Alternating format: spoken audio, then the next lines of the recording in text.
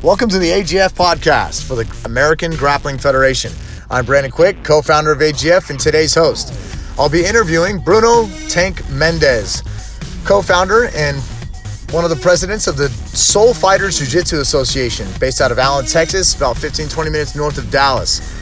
Without further ado, we'll give a shout out to our sponsors. First, we have Easy Flex Mats. You can check them out at easyflex.com. That's easyflexmats.com. For any of your cheerleading, wrestling, and martial arts mat needs. They are awesome. That's who we have our mats done with AGF through. I highly recommend them. The mats are still well up and down as many times as we do it. I definitely know they're durable mats as well too. Next up, we have Tanita Scales. Tanita is the official NCAA wrestling scales. They're also the official AGF scales.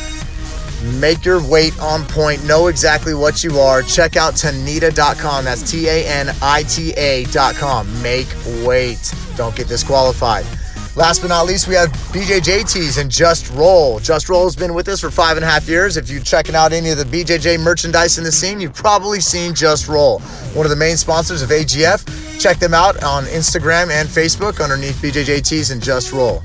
If you're interested in being an AGF sponsor for the podcast or for AGF, please inquire at admin@AmericanGrapplingFederation.com. So again, if you want to be a sponsor, let us know at admin@AmericanGrapplingFederation.com. Next up, I'm going to start with Bruno Mendes.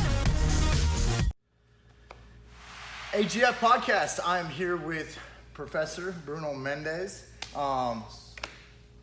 Little shout out to Professor Mendes.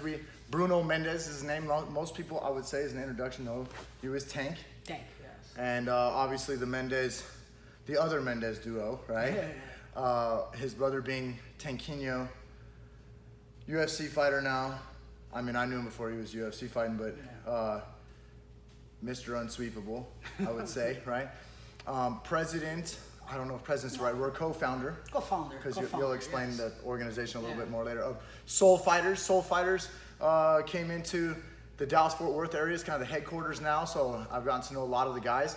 So we got a ton to talk about today. We'll let him tell most of the story. To start, give us a little bit of how'd you start? I mean, where are you from? Tell us a little bit about your jiu-jitsu journey, anything that affected it along the way. Well, first, thank you for having me. It's a pleasure to talk to everybody from AGF, talk to you, Brandon, is a good friend. Thank you for the opportunity. Well, I'm from Brazil. I'm born in Rio. I'm from Tijuca neighborhood. So I started jiu-jitsu there in Tijuca. So that was in 95. So almost 25 years ago. So I was in quiet children. I was very, very aggressive. I like to fight. I like to, big fights in the school, this kind of thing. I was not like a trouble, but I like to have my share of fights. Blowing off a little steam. Yes. Yeah, being a kid. And it's different from America. I studied in a public school back in Brazil, so that's not good. Like public school education there is like poor. So it's like very low income families, and people with me, children with me, so you need to fight. So jiu-jitsu always was very strong in Rio, famous and everything. So I came to jiu-jitsu for use that energy and everything, and I fall in love, man. I completely fall in love. That brings me purpose to my life, discipline, a lot of values and a family sense I needed, that's changed my life. Awesome. Did you start before or after your brother? 1 year before. 1 year before? I spent 1 year convincing him to try a class. Yeah, joking on me, man. No, like we have a very good relationship. We always had it. Like we are separated apart for 1 month, 1 year and 10 months. So we are very close. In age. Yeah. So that's make us very, very close. Since, of course, we always fight like when you're a kid, but that become like we have a very strong bond and friendship. So like when I discovered jiu-jitsu in my life, and you as black belt, we try to convert everybody. You want people have access to the jiu-jitsu religion. Yes, exactly. That's cool. So you've always pretty much been close to your brother most of your life then? Yes. Cool. My youngest brother's 9 years older than me, so I don't have the close in age like you do, but No, yeah. We speak almost every day, so. So who'd you first start training with? I train back in Tijuca. We have a very traditional academy there, like called Kyoto. Kyoto is founded by Francisco Mansour. Francisco Mansour is a black belt under Helio Gracie. At the time, Helio Gracie only awarded 8 black belts outside his family, and Francisco Mansour was one of them. Isn't Francisco a red belt now? He is. He's a red belt. I thought I knew that. Yeah, red belt, 9 degree. And so at the time in Tijuca, that was the most famous school because it was there for 40 years, like 30 something years. So already when I start. Wow. So he's like at the time we talk about like almost 30 years ago, and he had like 600 students in that place in Tijuca, in Rio de Janeiro. So it was huge. So I start there with under his guidance, and my direct professor was Professor Álvaro Mansour since the beginning. So he's my professor all my life. Awesome. Is that same as your brother? Same as my brother. Cool. And so to get your black belt, were you super competitive in your early black belt days, or? No, not too much. Like I compete less than I wanted, and because I was focused and be the best I can to help my brother, and on the school proposals as a professor side. So it's very hard to teach classes and train. You need to, for be a high level competitor, you need to be a little selfish. Really selfish. Yeah. Everyone says a little bit. Yes. You need to pretend like no one else in the world exists sometimes. and I'm not like that. So for me is I like competition because my students compete all the time. I'm always in competition. I train hard, but that's definitely something never was one of my priorities. Mm-hmm. Mm-hmm. And so you're down in Rio, and then tell us about your story of coming up to the United States, your connection, how, most Brazilians that I know have some first connect, whether it's another Brazilian in America or if it's some American connection, and then you ended up moving up here. And yeah, well, the goal was moving to here, because Jiu-jitsu today, US is the market for Jiu-jitsu. Mm-hmm. You need to be here, and that was already like 10 years ago, mm-hmm. So the goal is always come to here, not just because the market, not just because that's my profession, but as a life quality to my family was the best option. I love my country, I love Brazil, but it's very tough to make a living there. You go to paycheck. It's very rough life. It's an amazing place to visit. When you visit, you love it. Especially when you have like the dollars and the conversion make you can do anything. It's like 3.5 to 1, right? 4 to 1. Oh, 4 to 1, yeah. Yeah, so it's something to make an everyday living.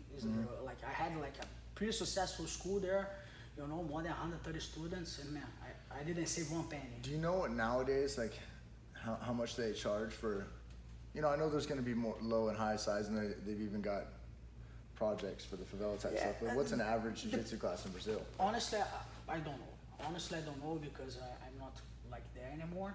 But I know like if you're in a rich area, you're gonna charge more. If you're middle class to poor, you're gonna charge less. And sometimes you're not gonna charge nothing. You're gonna have like social projects to help people. Is it similar to the United States where it's $100, $150? That's it. Yeah, but the difference is because economics. $100 here is not the same $100 there. Yeah. Like the price value is completely overpriced. So like, it's $150 membership. That's like a considerably expensive there. Here is okay. It's natural. Mm-hmm. So how'd you come up here? How'd you get up to the States? So we decided to move to here. Like it was already time. So I started to make my connections to come. And I had offer to come to California, and we set up everything and we put everything down. So I came with my wife to here, like just to see. When I arrived, everything we talked was not what was promised, So I decided don't take the deal because that was not like really what I agree. Was that first in Dallas? No, that's in California, back in California. What city in California? With Salinas. Salinas. Yes. So the goal was like, okay, I came here in November 2013 in California. So I feel, okay, I'm gonna give you myself into the holidays to see if I can figure out something. If not, I come back to Brazil and keep going my stuff until I have another opportunity. So I went to my brother. My brother was already living in Arizona at the time. So I talked to my brother, hey, can I spend at least the holidays with you? And that's it. That's it. So I start to talk to people, start to use my other connections. And I have a very, very good friend of mine who lives in Israel. And he's like a brother, Amir Boaron. He's the Soul Fighter affiliate I have there. And I talked to Amir because Amir, if you have someone, like the deal I had, not gonna happen. So I'm looking for a place, a partner, and everything. So, and at the same day I talked to him, the Tomer Litvin, who's the owner of Science Star in Allen, he was in Israel because he's Israeli. And Amir talked to him. And at the time, Tomer was meeting a professor because his current professor was leaving. So he put us in contact. I came in January 2nd for a 2 weeks trial, like to see if you get along and have this, and I never leave. Awesome. Yes. Yeah, I've known Tomer for a while too. We used to come here and Muay Thai spar all the boys, He's a good guy. Now the guys are all pros fighting on TV, but they were amateurs doing smokers in this fight first, or in this gym over here. That's pretty awesome. So now, what's the structure? Because I know it's co-owner of. Is that you need to take that or not? No, Thais I can take her. Okay, and so co-founder. Co-founder, yes. Would I be right in saying you and Formiga? My brother, Formiga, Brother. Leandro Tatu, and Alvaro Mansour. And Alvaro Mansour. Okay, so those are the generals. Yes. The generals, right? And then, we are the one who pay the bills. yeah.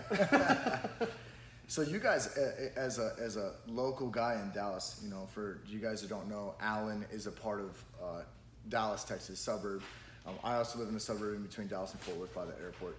And I've been here since end of 2007, okay? What year did you get in Dallas? 2014. 14. And so I've seen it grow many different ways in the DFW area. Yes. And, for a while, obviously, because Carlos Machado was here first and Alan Moeller was here first, a lot of guys stemmed from them, But when it came, like, you had Bruno Bastos come through with Novo Niao, and you had a few guys come, but then I feel like watching Soul Fighters come, because everyone knows you smile all the time. He hasn't smiled on his podcast yet, but he does smile all the time. I smile. No. So everyone knows that's what they know you for. Always smiling, super cheerful guy, never anything foul out your mouth, nothing, no negative energy about anything. Everyone sees you as a very positive person, and I think that's part of it. I mean, I'm not in your business at all, but I think that's part of why, you're a likable guy. People like to be around the energy.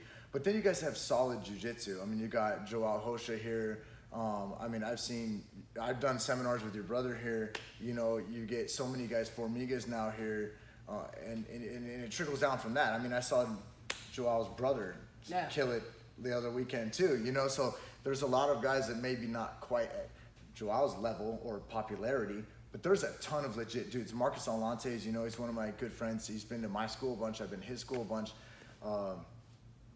Legit jiu-jitsu is what I'm getting at, And so I think that you've done a really good job in terms of obviously training people, and then so the background thing that you do, you're an association owner. It's different than what I do. I have AGF and I do have affiliates, but what you do is like focused soul fighter growing and taking over the world. You want Starbucks, all right? You want soul fighters everywhere.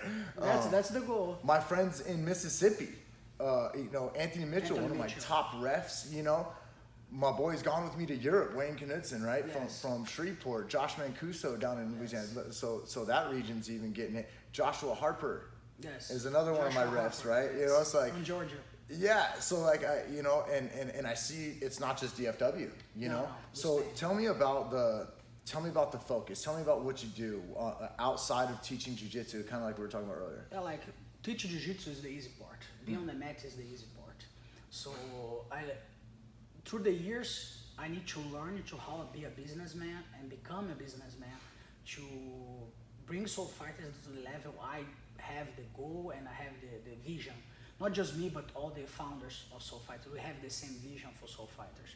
So pretty much all the guys you say, like Josh Mancuso, Wayne Knudson, like Anthony Mitchell, these guys are good and perfect fit for what we vision for Soul Fighters. We don't open affiliations with everybody. Like we're not like just people contact us, and I want to be affiliate, and okay, that's the fee, and no.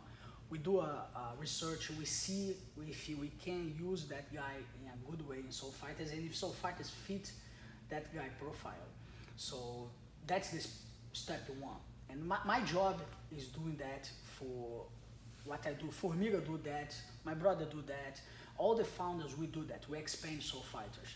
But what I do, me particularly, I try to bring Soul Fighters first to bring impact to the community that school gonna be. I believe Jiu-Jitsu is a lifestyle and something you need to use as a tool to somebody else's life. Mm-hmm. Very much so. So I think just open a school to the champion is a consequence. The champion gonna be maybe 5%, 8% of your school. The guy who's gonna be a world champion, like fighting the TV. Most of the people are gonna be the everyday guy. Yes. So that's the mission and the vision for Soul Fighters. We bring jiu-jitsu, a legit jiu-jitsu, not a watered down jiu-jitsu, for build confidence, build people skills, like life skills. For kids and adults, doesn't matter, you can take anything. Mm-hmm. So my goal is, I look for new schools, I do the plan for expanding for new cities, new markets. Besides that, I'm working on the curriculum part, for we get a curriculum for all affiliates. We have a consulting part for just the business part, because consulting jiu-jitsu is easy, honestly. You can go to YouTube, you're gonna download a lot of videos, you're gonna buy DVDs, you're gonna have a lot of good techniques. But you put that together with business support, a business standpoint, because some guys are amazing jiu-jitsu, but they don't understand the business. Yeah. So we need to go through with them to make them be profitable and make the schools grow. If the school of someone is succeeding, Soul Fighter is succeeding. So pretty much my job is give that support to the affiliates. Sometimes I see they're not just, it's not a local purple belt that's affiliating with you. They are established large schools already, black belt led schools. That's another difference I think that's important, not just important, but makes a difference. Like having a guy going through the ranks and coming up as an affiliate, that stuff can happen, but I notice it's black belt led schools that join and that open up, so I think that's also a major difference. I opened up as a brown belt, and even then I think it was young. I did it actually because I was teaching private lessons in Los Angeles, but I also got into refinancing houses, and I was making good money on that. So when I came here, that was my actual job. I didn't come here to open the school. A lot of people think I came here to open the school. And so the housing industry changed, like 2007. Yeah, the crash, 2008. yeah, it crashed, right? And so I just had to go, I had to provide for my family. It was immediately like, all right, go do what you know. So I started teaching. I'm 37 now. I'm a completely different person than when I was 27. Chapters closed. Thank God. Yeah, thank God, right, exactly. But the maturity of running a school, of dealing with parents, of dealing with business and advertising and, just all that kind of stuff. So I appreciate it from an outside perspective, seeing how it's done by black belts and quality black belts. Yeah, it's not just like, all right, this guy's got a garbage school, we're going to change it. He's already got a good thing going, we're going to elevate it, is what it seems like. So, if you guys in podcast don't know, Bruno's going to be helping AGF get started down in Brazil. Yes. The goal is, so you go down in November. Yeah, you got some, going on in November now. for the Americans, you can't register the same way. Sometimes you have to go to a bank. They say inscription, we say registration, right?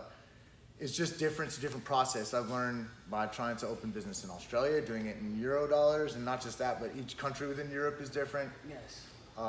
International business is different. It is. So it's always good to have a guy on the ground. For sure. So you're my Brazilian for Brazil. Yes. Right? And But I'm glad for that. yeah, me too. And you're an awesome guy. That's why but that's why we want you. Me and Chris love you, and you've participated with your team in AGF a lot. Yes. To be honest, there's a lot of tournaments out there that you could choose from. Yes. That you can say, hey, I think this can work in Brazil, or I'd like to do this. And I know that you've taken your guys to the highest level, from ADCC to World Championship IBJJF type stuff. Tell us about what you see in AGF, and why you think it works in Brazil, and what you see about it that way. Well, the jiu-jitsu in Brazil is very traditional. And also, all the competition formats there are the traditional formats, And AGF has a good format, a traditional format, but he have a kind of another.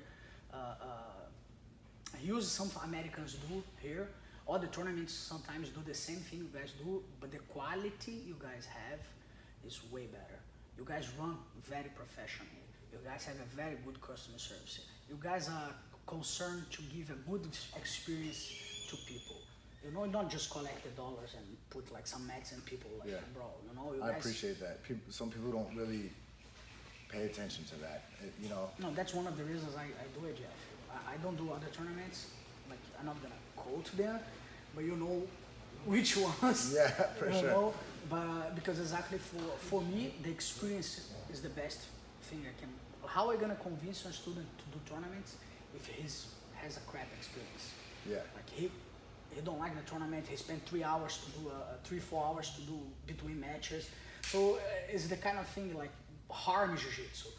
So AGF run the things very, very smoothly and improving every time. So I know you guys have a lot of new ideas, new projects you guys are putting on, and I'm stuck to be with you guys. Awesome. So it's exciting for us, to have events in other countries, but especially Brazil.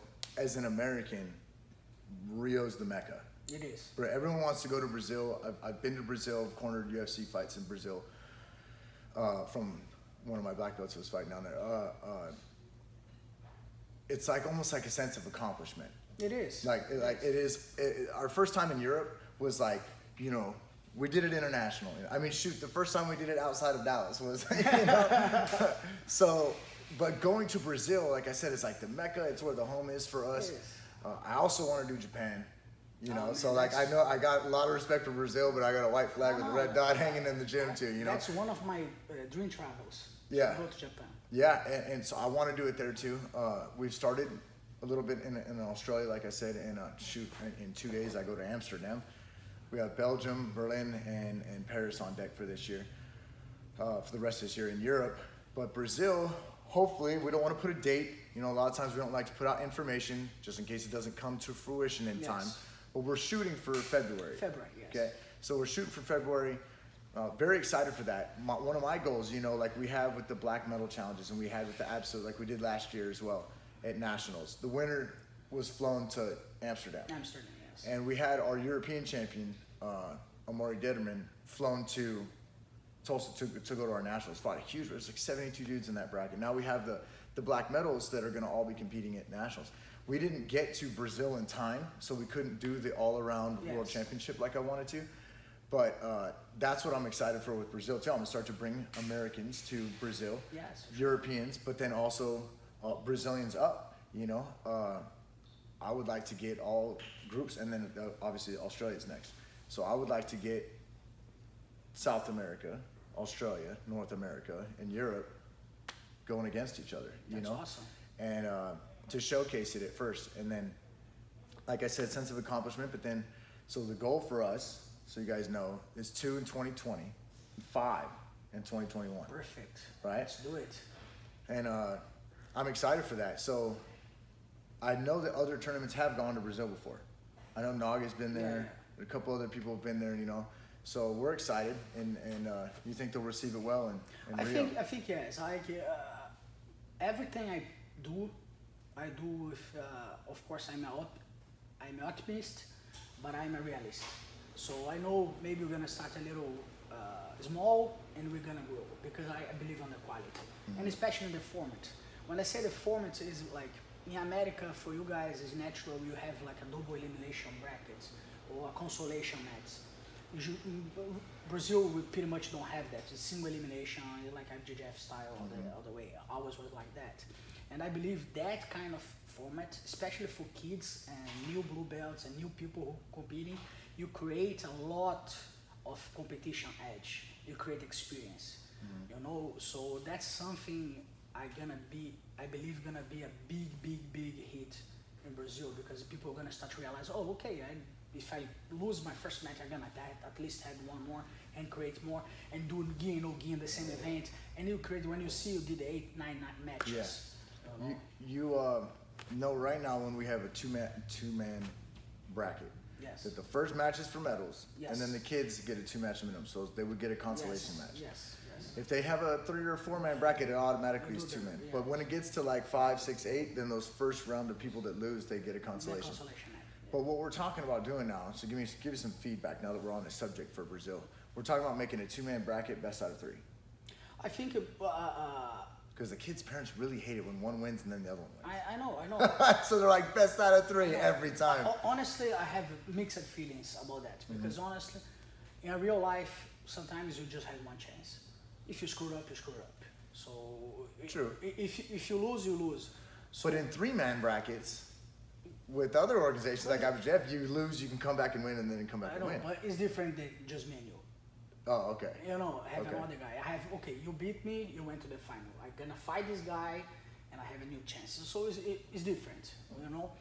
Just me and you, sometimes it is what it is. I just have that chance. But at the same time, I agree. As a parent and as a professor, I want my students have ways to pretty much not win, but create more experience.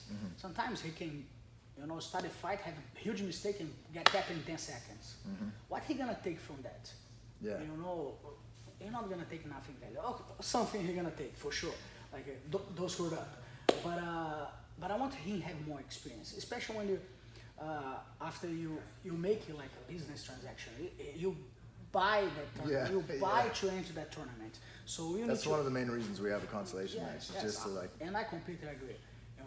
So I think if you make best 2 of 3, it's not a problem. Not at all. It's just like in America, I don't see a problem. People are gonna love it. There is that something we're gonna take time to educate people about. What about fighting for third? Think they're okay with that? Yeah, for sure. Yes. Cool. And that's fair. Well, I'm excited. Me too, man. Yeah. I'm very excited. That's something I put some really effort to make happen, because I believe in AGF. I believe in you. I believe in Chris. You guys are very good friends. Appreciate that. Me too. And that's something I put my strength to make happen, because honestly, it's not easy to make that in Brazil. So I'm putting all my power in that for sure. So a question that I get asked a lot, and we've talked about this, but being the AGF, the American Grappling Federation, and trying to go worldwide, obviously we're not trying anymore. We're going to multiple countries. Do you like the fact that it's called the American Grappling Federation and it comes into Brazil? You don't think it would be better with World Grappling Federation? Or I get asked that a few times, quite a few. Honestly, my opinion is I don't care. It's a name. And you guys are American. Well, what's the problem? It's not like you guys you're not claiming you changing jiu-jitsu. That's gonna become the new jiu-jitsu. No. It's a new approach. There's a lot of things that I would change about the rules, but you can't, because I can't let my personal opinion. Some people sports, self-defense, weapons. Like there's so many ways to MMA. There's so many ways to look at why someone. Gi, no gi, top, bottom, guard puller. Like there's so many arguments in jiu-jitsu, and I have a couple things that I believe in that I have added with the rules, but mainly I don't change the rules because I don't think that my personal opinion of jiu-jitsu should affect this sport big time. And so one of the main things, though, that I've heard from a lot of people is that Brazilians also like things coming into Brazil, Yes. right? Like from other countries, and I've heard that before. And then I've also heard that all the main popular guys in schools and all that kind of stuff is already in America, and so people have liked the idea that American Grappling Federation is coming. I think is Brazilians are like, as everybody, they like quality. Doesn't matter the name, doesn't matter what it is. If you do a very good tournament, they have a good time. They see the value. People gonna do it, you know. And of course, I think it's a market thing. If you can market correctly, bring them to okay, that's a new experience. That's a new something gonna bring new. You're gonna have access to something new. That's in time. For me, I'm gonna give an example. For me, the children jiu-jitsu in America is 10 years ahead of Brazil, you know. And most, in my opinion, is because that kids compete every weekend and doing 8, 10 fights on the same tournament. You're getting that experience. Yeah, and when they finished the year, they had 100 matches, you know. So for a kid in Brazil do 100 matches, it's gonna take years. So There's some yellow and orange belts that I feel like if they had 100 pounds on them, they'd strangle black belts. no, for sure. You know, it's one of my crazy. students, Braden Wolf. Oh yeah, I know Braden. Yeah, Is the, little tornado. Yeah, exactly. So I can say easily, I can say he's at a black belt level for sure. It's insane. It's completely different. That's what my personal favorite thing is about jiu-jitsu. Even the fundamentals change. Just a guillotine like this, you know. Now we high elbows. Everything changed. Yeah, even the fundamentals. It really is a trip. So a little bit about the training here. Tell us a little bit about the training. So this would be considered one of the headquarters, at least if not the headquarters, right? Yes. People come by, you know, that you've had videos and documentaries, all that kind of stuff done with the team and with your big dog competitors. Tell us a little bit about the pro training. So we try. It's very hard for we put everybody in the same room every day of the week, you know, because people has life, people has business, but we try to train together, you know, at least frequently, you know. So, and especially now with Formiga also in Dallas, he has his school also, so he has trained there, I have trained there. Marcos has his new school, so in a way that's helped jiu-jitsu for us, you know, because we have like more people having access to our training, but we try to train together more and more. And when I say pro training, like we try to at least once, twice a week be together and train together to not just like have a hard train, but keep the bound, keep the one push each other, correct, you know, bring new perspectives. That's what make we evolve all the time. Do you guys just train hard at that session, or does one of you guys teach? Here, especially here, like I can talk about my place. So for me, we always do like for the pro train. I don't do warm-ups. Like I'm not gonna make a black belt, do push-ups and run around, you know. But we drill a lot. Like every week we have like the drill sequence we do, and then we go for several specific rounds, like situational sparring, and then we go to live rounds. So pretty much we mix what we're drilling with the situational sparring, you know, because For sure, that's important. yeah, because a high-level guy, like I'm gonna say Marcos is like world champion, is amazing, you know.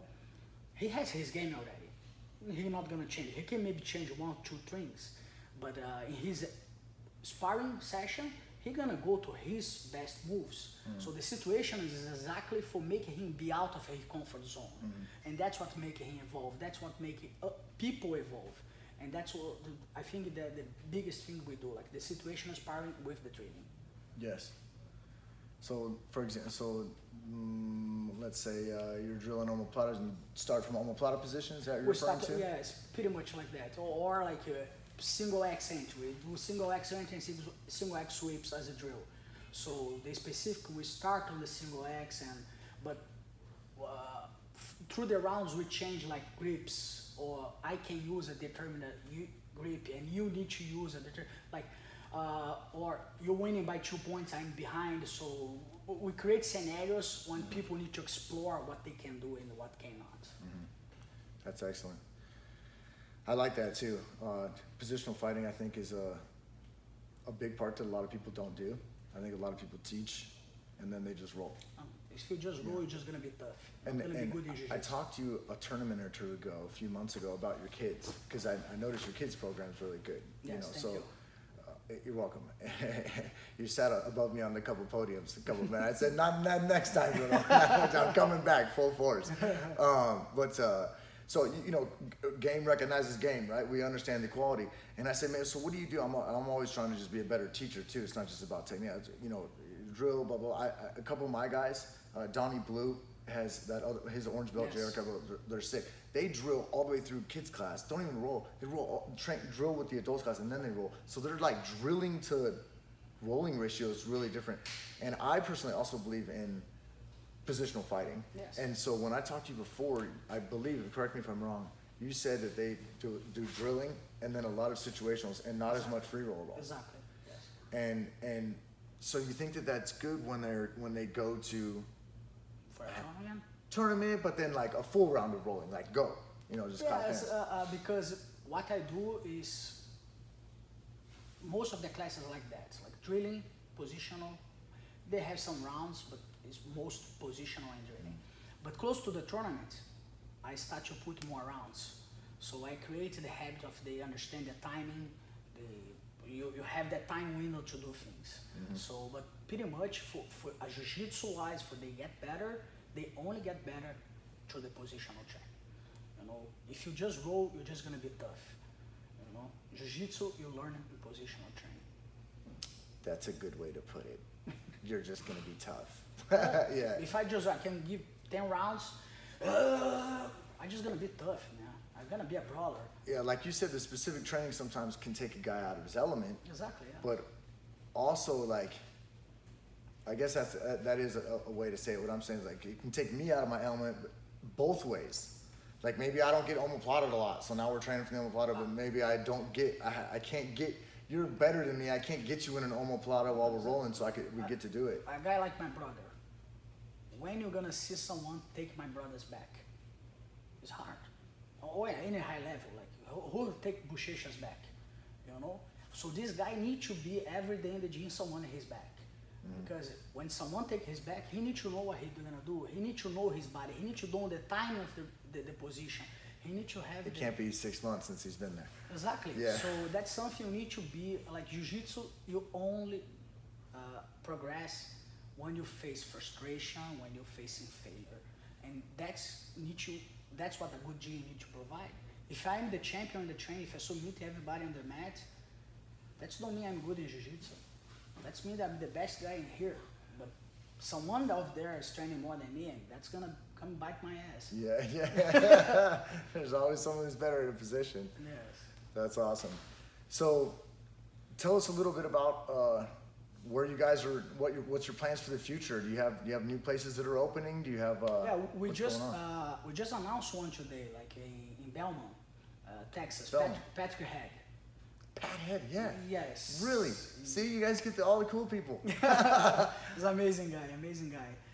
We have a couple others to probably gonna announce into the end of the year. We'll still negotiate some things, but we have like that for sure. We have some growing as a plan, not just for like okay, I'm gonna put a soul fighter in each. It's no. Like I say, it has a why. I open some places that have a why. Do they contact you? You contact them sometimes? Or? Sometimes it's both ways. Yeah. Both ways. I never contact someone who I know is in a current affiliation or current with someone. I don't do that. Like, but I know when someone is going free agent or someone is like solo, and I see is a good fit, then I approach most of the people come approach us, and people come just not because the jiu-jitsu, who like we said is legit and we have a very good program, but all the affiliates I work with, they, like in any business, they talk. So what they talk is the business support, the marketing support, the approach we bring to the business make a huge difference, especially in our industry, people don't take as a business. And so these guys, do they kind of go like on a probationary period?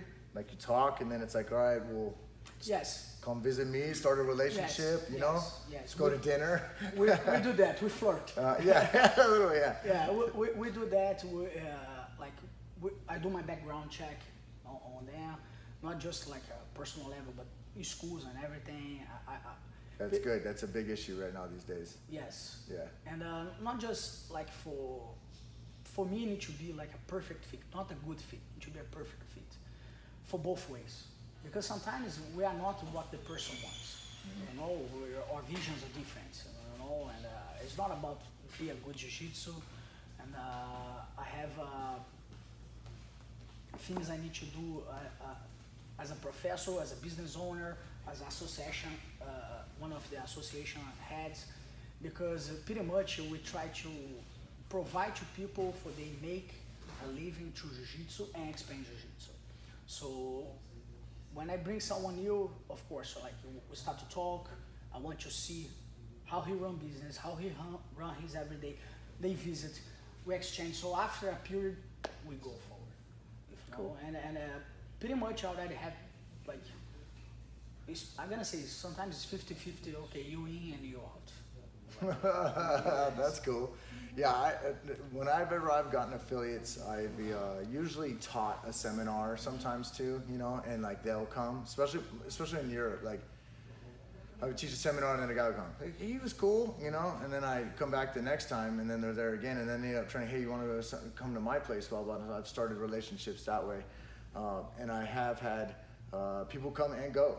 And I've decided now for sure, and I haven't seen many go from Soul Fighters. No. Right? And so that's another thing that I think is important, you know, having not people go.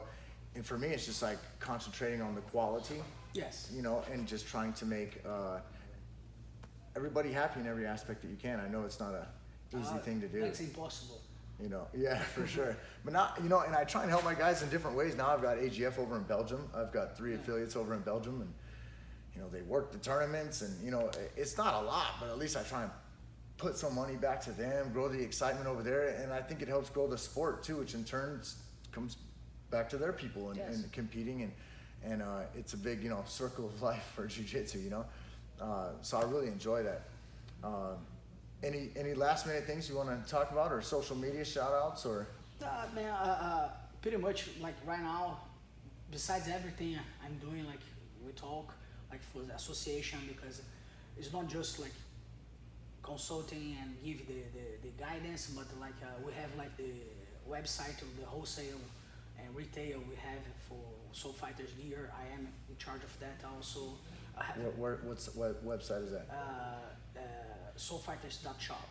Soulfighters.shop. Yes. So that's our affiliates can buy that, or students, anybody can buy that. So is online e-commerce. Mm-hmm. So I'm in charge of that. We have a couple projects we are working as a Soul Fighters online program for people have access to our programs online, not just the students, but everybody. And that's a way to provide another stream for the professors also. Get noticed. Yes, and more than that, like you need to bring jiu-jitsu to people's life. I want to learn Formiga's butterfly. His Louisville just it's easy. It's a nightmare. No, he's a wizard for sure, man. And I have something I'm working is a new project for support young prospects, for bring them to be the help I never had, or my brother never helped. You know, I want to help people to go through the jiu-jitsu life with all the pads, you know, prepare a way for people who's already competing in high level. They have like a career plan for in 10 years, and they know where they're gonna be, you know, not just, oh, okay, like I'm not competing worlds anymore, what am I gonna do? So prepare them for the next chapter, you know. And on top of all that, I just opened a new school in Dallas, in Highland Park. Me and my black belt Igor, we just opened a new school. We brought Jordan Burton from Houston to teach with us. I've known Jordan a long time. Man, he's amazing, dude. My first blue belt, Dan Hunt, in 2007 or 8. win against Jordan. Yeah. And he's come to my school. I've been down there, Houston. Now he lives up here. I haven't seen him since he lived up here. Yeah, so it's cool. It's cool. You got someone I got some history with. We have like a huge, like me, Igor, and Jordan. We're working very well together. It's a brand new school, so on top of all of that, like how open a new school, how it's consuming. Yeah. So, but it's like having a baby. It is. It is. No sleep for a year. at least the 3 weeks prior the opening, like we are working like 16 hours a day. Yeah. So and but the school is beautiful, it's amazing. So if I can invite everybody to come check us out, check the place, it's gonna be awesome. Yeah. What's the address? What's the website? The website is highlandparkjiu-jitsu.com, so you can have the access to the schedule, address, everything. Highland Park Jiu-Jitsu. highlandparkjiu-jitsu.com, and it's in the Greenville and Park in Dallas, so it's pretty easy. It's a good area. We have a nice mat, nice place. So come check us out. For sure. It's a new spot in. We were supposed to, but you got sick. Sorry? We were supposed to, but you got sick. Yes, that's true. He had the flu, people. It was rough. It was very rough. 5 days in bed. So we had to read. This is in Allen. Allen, yes. Texas. So man, I just want to say congratulations. Thank you for your time. Thank you for coming here. Time for the training with my students here. And I got to roll with his wife today. His wife, if you guys don't know, is also a black belt. She's also right? a black belt and a world champion. Yes, this is like the second time in a week I've got to roll with female black belts. That's awesome. I was talking earlier, like highest I have is a purple belt, and I've rolled with other female black belts, but I feel like they're the pot at the end of the rainbow. They're the everyone talks about the old days. Oh, it was a purple belt. I've never seen a purple belt yet, or something. It's like it's still hard to find female black belts. No, and I think women's jiu-jitsu is growing a lot. Yeah. Most of my kids' class, I have like a lot of girls doing jiu-jitsu. And as a husband and as a father, my daughter does jiu-jitsu too. She's a world champion also. I want, especially for my daughter, she has the same opportunities as everybody. So I'm a big supporter of women's jiu-jitsu. For equal rights, equal pay, equal treatments. That's what they deserve because they work hard like everybody. Yeah, oh yeah, for sure. They get squished more too, so it's like, come on, help them out a little bit. That's cool. All right, man, thank you very much. Thank you, brother. I appreciate it. Thank you. Ciao. Ciao. Awesome. This died already.